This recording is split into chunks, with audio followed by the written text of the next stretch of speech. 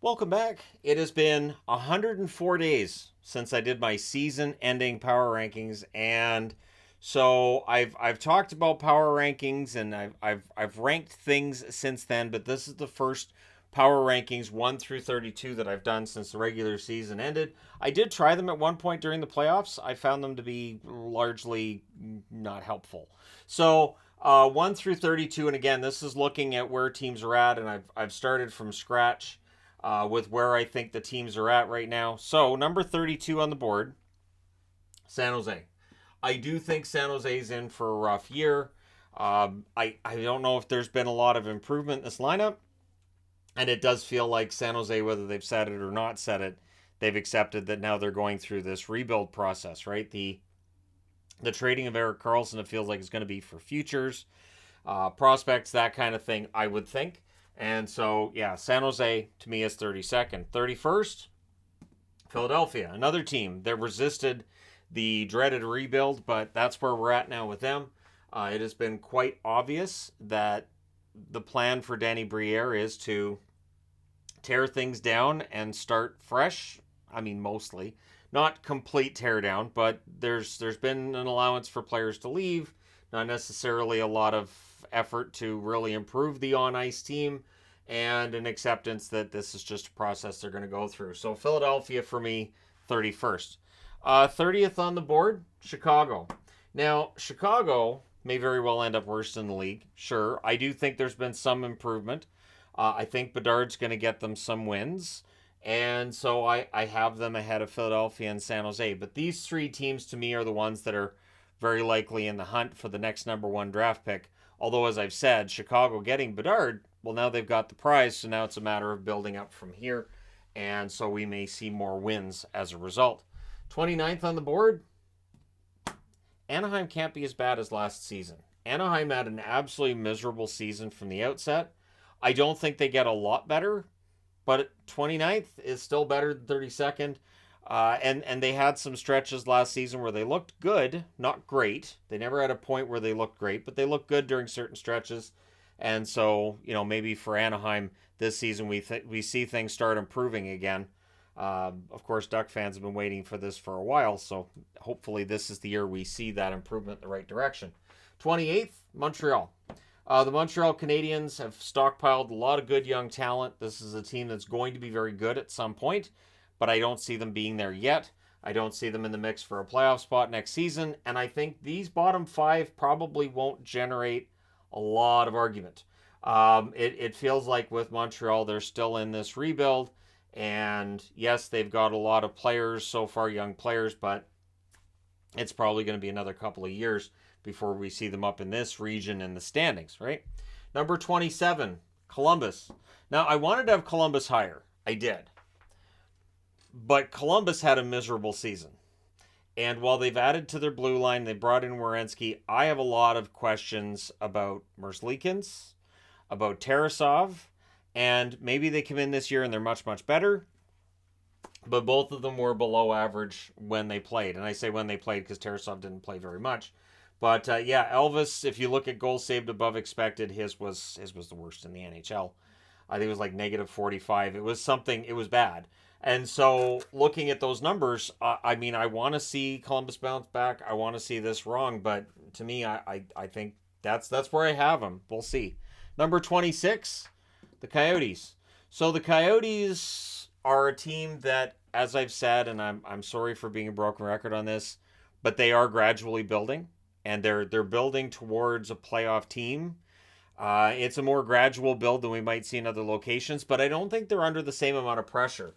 If this was a Canadian market and they were building this slowly, yeah, heads would probably be rolling. But I mean, in the desert, that is one of the benefits to having the small arena and having people, making jokes about everything else. You can kind of take your time. And I feel like Arizona's doing it right now. We'll see how long this process goes. I was kind of upset when they restarted the rebuild because I thought they were close to coming out of it in the first place a few years back. But, these things happen. Anyways, for Arizona, I have them at 26th. And the last team in the bottom row, St. Louis. So the St. Louis Blues, last year, at this point, I had them, ninth on the board? So that didn't work out, and this time I've been 25th, and it feels like that's low. It absolutely does. It feels like that's low, but we'll see how they do this coming season. They're going to need better effort from their blue line and better numbers from Binnington. And again, whether you think those numbers are reflective of the blue line or reflective of the goaltending itself, those numbers have to get better, or else this team is still going to find itself mired well outside of a playoff spot come next spring. Number 24. So we get into the second row. Nashville Predators, another team going through kind of a retool, although the players themselves don't seem to agree with that. A lot of players who are kind of bristling at the idea that Nashville's not going to be in the playoff mix. So we'll see what that does, because, if a team can rally around the fact that people don't believe in them, see the expansion Vegas Golden Knights, see last year's Seattle Kraken, that can be powerful. And I do think that in Vegas's first year and Seattle's second year, that was part of it. I know last November when I saw people on TV laughing about the idea of Seattle staying in the playoff hunt, I thought, if players are watching this, that's got to end up being bulletin board material. Like, they're laughing at us. So if those players perceive that people are taking them lightly, maybe they get off to a good start. Number 23, Washington. The Capitals fell out of the playoffs this past season. And I know that the plan is to get back into the playoffs for them because a lot of their core pieces are above 30 years of age. You're really not in a position where you can do a rebuild or a retool unless you're willing to move those pieces, which isn't that easy. Now, Kuznetsov's still there too, and that's where things are awkward because it's been obvious that Kuznetsov hasn't played great. And now we know that he wanted out, and he's still there currently at the time I'm recording this. So we'll see how that works out. Number 22, Vancouver. I wanted Vancouver to be higher. I really did. But I look at the teams in the NHL, and I want Surrey to be the answer. I want Ian Cole to be the answer, and they're both good defensemen. I just don't see Vancouver right now as being top half in the West. I think the West is underrated by some, and while I would love to see the Canucks get into the playoffs, I don't see it right now. And again, I'd love to be wrong. The one time I predicted the Canucks to be in the playoffs was this past season. That's the only time I think in this channel's history I've predicted the Canucks to be in the playoffs. And so, yeah, I have them at 22nd on the board right now. Number 21, Calgary. The Flames, really, really interesting summer for them, and there's still a lot of uncertainty about who's going to stay or who's going to go. That may very well be distracting, and I think part of the reason they missed the playoffs this past season, distractions, right? So I don't think that the mood in the locker room was very good this past season as well, so at least that should get better, but I don't see them right now as being in the hunt for a top 8 spot necessarily, although I will admit, yes, they finished a point ahead of Florida, would have made the playoffs in the East, but with all the uncertainty around the team, we'll see. They trade Toffoli. There's some question about goal scoring. And so, yeah, we'll see how they do. Number 20, Ottawa. The Sens, long time since they've been in the playoffs. I think they're going to be close to a playoff spot. I don't think the DeBrincat trade hurts them that badly because they used some of the money they saved by not signing DeBrincat to go out and get Tarasenko. But, yeah, I still don't see them right now as a top 16 team. Part of that is uncertainty, for me anyways, when it comes to Korpisalo. We'll see how he does in Ottawa. I have my fingers crossed that he does well because, again, I'm rooting for the Sens. Number 19 is Detroit. So another of the teams in the East that have gone a long time without a playoff spot. I think the Yzer plan's been good. A lot of new players in Detroit. Could take them a while to get acclimated to one another. But things in Detroit may end up being pretty good. So by the end of the season, they may very well be in the playoffs. But right now, I have them at 19th on the board. 18th on the board, Pittsburgh. So Pittsburgh, much like Washington, slipped out. I don't think Pittsburgh's in the same spot as Washington. I like Pittsburgh's odds of making the playoffs in 2024 a little bit better than Washington. But again, you have an aging roster. They've added Riley Smith. How's he going to play in Pittsburgh as opposed to how he played in Vegas? And they've lost Zucker. That's a big loss goal scoring wise, although again, adding Riley Smith should make up the difference. But I do have some questions with Pittsburgh. And they're rolling back with the exact same goaltending tandem. And there's going to be questions about that as well.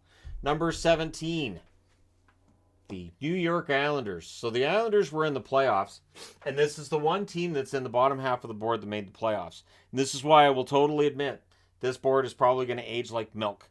But hey, it's fun in the offseason to do this anyways, and we're closer to next season than we are to last season ending, at least the regular season. So hey, but for the New York Islanders, I just feel like Buffalo's a better team than the Islanders right now. I mean, I'm not telling tales to say I have Buffalo in the top half of the board. They're not here. But I just feel like Buffalo's on an upswing, and I don't know if the Islanders have done enough to hold their spot in the playoffs, but we'll see. Number 16 on the board is Winnipeg. So Winnipeg, I would not have them in the top half of the board, other than the fact they still have Connor Hellebuck. They still have Scheifele. They bought out Wheeler, which I still think was the right decision. They also traded Dubois, which they had to do, and I like the return on Dubois. So, with that in mind, I think Winnipeg should stay above the playoff line, but Vancouver and Calgary are going to be keeping a close eye on that, right? Because these are all Eastern teams, so my projection would be that Calgary and Vancouver will be looking for some kind of faltering from the Winnipeg Jets. Number 15, Buffalo. Again, Buffalo's offense has been great. If they can figure out how to cut down on the goals against, they're going to be in really good shape. Devin Levi looks like the real deal. It was a small sample size at the NHL level, but tantalizing nonetheless. And so, yeah, for me, the Buffalo Sabres are a growing concern in the National Hockey League, and I would love to see that ridiculously long playoff drought end this year. It has to end, right? Number 14, Minnesota. So I've still got Minnesota above the line, right? But Minnesota 14th, that's lower than they were through most of the regular season. They faded late in the regular season. Then they lost in the first round. Are we going to look at a team that has improved in the offseason? I don't really think that they have improved this offseason. So I have Minnesota in 14th. And as a team that I could see them potentially falling out of the playoffs this coming season. Gustafsson has to repeat the season he had prior. And we need good health from guys like Kaprizov, Zuccarello, and whatnot. And we need to see how they navigate through this salary cap mess that they're in currently. I understand why it's there. I totally get it. But it's a mess. Number 13, Tampa. It does feel like Tampa Bay, we're going to look back and say their best regular season, 2018-2019. They don't get back to that. They had the Cup wins in 2020, 2021. They get back to the final in 2022. It feels like they're starting to get further away. And so it feels like maybe the team's peaked, and Tampa Bay is a team that I could see slipping a bit in the standings. I don't have them top 3 in their division. That's news. I can't remember the last time they weren't top 3 in their division. So Tampa Bay, I still think they're a playoff team, but probably a wild card. Number 12, Boston. The Boston Bruins, so last summer I had them at 25th. I did. I overreacted to them losing players, but in my own defense, this was a team that had gotten in as the number 2 wild card in the East. They ended up being handled by Carolina. It was close at points, but Carolina wins that series in the first round. And so I kind of felt like Boston's going to be in tough. They're going to be without a lot of their big names. And then a lot of them came back earlier than expected, and Boston had a ridiculous regular season. So I'm not going to predict they fall out of the playoffs, but I'm not going to have them number 1 on the board. That's just not going to happen. The 3-1 series loss against Florida, and now, like they had the 3-1 lead and they lose 3 in a row, and now the loss of Bergeron, the loss of Krejci, that's huge. You can't. I've already seen articles on, how are they going to replace Bergeron? They're not. The article could be 2 words. They're not. And then you just throw out a list of basically guys who aren't Bergeron, but they can try. That kind of thing. But Boston also has cap concerns. So there's a lot of reasons to think Boston, the great regular season last year, probably not following that up with the same level of success this season. Number 11, Seattle. I will give Seattle full credit. They had a very good regular season. Really strong push in the playoffs. They knocked out the Colorado Avalanche. Everything's going their way. And I think they're still a playoff team this coming season. With Burakovsky back and healthy, we'll see how things go, right? We'll see if Grubauer can keep up what he was able to do in the playoffs, which was, remind everybody, Grubauer could be a pretty good goaltender, which you would be forgiven for the last couple of regular seasons with Seattle for looking at his stats and saying, what happened to Grubauer? But yeah, if Grubauer can start with a really good run And if Seattle stays healthy, they're a playoff team in the West. Number 10, the LA Kings. So not quite top row for the Kings, but a good team. And again, there's players here that I like. There's a lot of LA Kings players that I like quite a bit. And so I don't find myself rooting for the team itself, but I do find myself rooting for certain players. Frequent viewers of the channel will know who they are. But yeah, Anderson and Roy. But the reality is that the LA Kings are in tough in the Pacific. They defending Stanley Cup champions in Vegas, and an Edmonton team that should be quite strong as well. So the LA Kings are 10th on the board, but with the team that they have, 2012 they won the Stanley Cup. They were, I think, 14th in the league, and then 2 years later when they won the Cup again, they were 9th in the league. So they're right where they want to be if they want to win a Stanley Cup. Number 9, just outside the top row, is Florida. So one difference between how I do power rankings in the offseason now compared to previous off seasons, I don't think I did this last summer either. The winner of the conference final that loses in the Stanley Cup final, I don't automatically make them number 2. And in the case with Florida, they had a great run. I don't think it was a fluke. I think this is more of a reflection of the team that won the President's Trophy the prior season. So I still think Florida's going to be in contention. They should have a much better regular season than last year, and then we'll see what happens in the playoffs. Florida plays better when they're underdogs. I will throw that out there. You look at 1996, you look at 2023, what do those 2 years have in common? Really, the biggest theme is they were underdogs. Nobody gave them much of a chance, and then they went all the way to the final. It's just now about winning that Stanley Cup. That's the trick. So we get into the top row, and at number 8, Dallas. I've always been tough on Dallas as a Dallas fan, but I'm kind of excited about this team this coming season. I think there's enough good parts in place in this roster. They could take a run at, they could win a Stanley Cup. I absolutely think the Dallas Stars could potentially do it. That being said, they're going to need continued growth from the young players. They're going to need Pavelski to continue to defy aging. They're going to need Ben to keep up what he did in the regular season last year and avoid what he did in the playoffs this year that got him suspended. And so, yeah, Dallas, if things fall their way, they could end up being Stanley Cup champion. I think you can make a Stanley Cup winning argument for anybody in the top 10. Because I've heard that with well, you can make an argument for 10 teams. And I was like, yeah, I look at the board, I'm like, yeah, that's accurate. The idea you can make an argument for 10 teams, including the New York Rangers at 7. With Shesterkin, I'm not taking him out of the top row. I'm not. They can get off to a slow start this regular season, and I don't know if I'm going to be taking him out of the top row then either. Igor is an excellent goaltender. They've got a very solid team. I will agree that Panarin could play better in big games, but this is still a really good roster, and it's a team that can win. So the New York Rangers stay in the top row for me. Moving on to number 6, and it's Toronto. So Toronto's in this interesting spot now where they won a round, but they lost to Florida. So there's a lot of people still discounting the fact they won a round because, well, they didn't really deserve to win that round against Tampa. So we get into this whole argument about who deserves to win and who doesn't. And the reality is I think the Toronto Maple Leafs are in a good position to win the division. I do. I think this is a team that could win the division. I got Tampa Bay down in 13th. Boston's here in 12th. I've got Florida in 9th. So there's 4 in the top 13. But Toronto, to me, is the best team in the division. So the additions of Bertuzzi and Domi, if those work, that could be fantastic. Domi is really hit and miss, depending on the team he goes to. But Bertuzzi had a very good run with Boston. If he can replicate the chemistry that he had in Boston with anybody in Toronto, they're in pretty good shape. And we're going to look back and say that was a signing we didn't understand just how good that was at the time. So we get into the top 5. Number 5, the Carolina Hurricanes.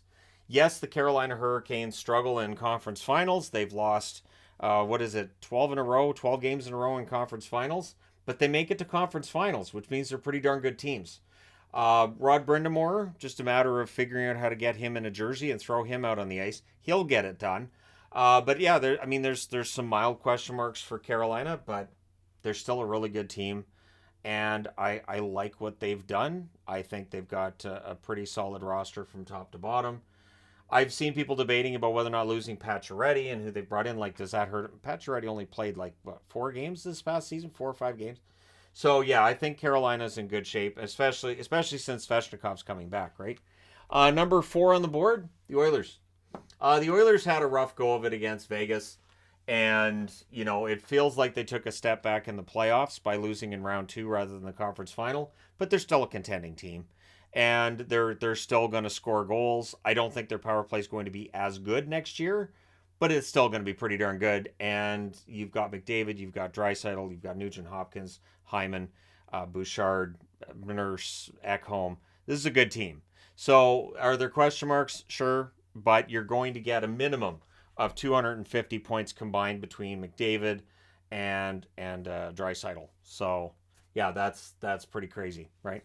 Number 3 on the board, Colorado.